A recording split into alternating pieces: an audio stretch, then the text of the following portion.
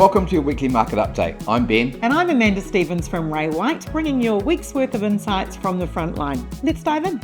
The REINZ stats for January were released last week, giving us a clearer picture about how Wellington has kicked off in 2025. The median sale price back in December was $765,000. Now that's dipped away to $750,000, and those median days on market have stretched out from 42 to 54. That all seems like fairly grim reading, but let's put all of that into a bit of perspective. As we discussed, it is very normal that the market takes a little bit of a pause between mid-December and mid-January, with everyone going away on holiday and a much lower demand from buyers. So that would go to explain that increased days on market.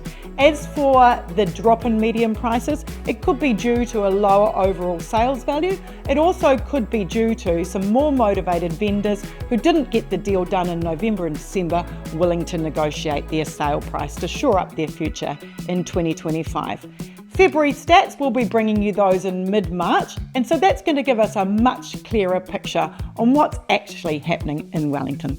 It's been a big week in Wellington with 123 new homes coming to the market, peaking at 1,005, and that's the first time we've cracked the 1,000 mark since 2015. The good news, despite the increase in stock, we are receiving multiple offers at the end of campaigns, so that does tell you that buyers are motivated. Another interesting trend we've picked up on is investors are starting to creep back into the market.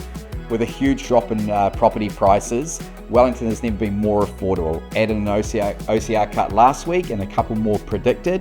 We anticipate this will help stabilise the buyer pool, and it may even increase prices. Friday was auction day and the company had 10 properties up for grabs, just the 2 for our team this week, and only 3 sold under the hammer, so a much tougher day on the auction floor. An outstanding auction did kick off proceedings. That was for 21 Wicker Street in Miramar, a beautiful home which attracted 4 buyers in an unconditional position who really fought it out right to the end and sold for an outstanding $1,920,000. So a massive congratulations to Lance and Sonia for a campaign well run, and of course to some very happy vendors. I sell. It is. Well, thank you, sir, for that. We sell to you, sir. It is.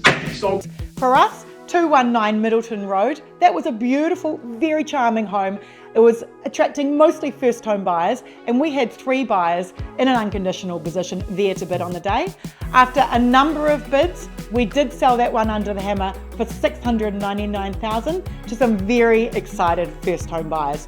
16 Greenstone Place in Aotea was passed in and has currently received 1 conditional offer which has been negotiated.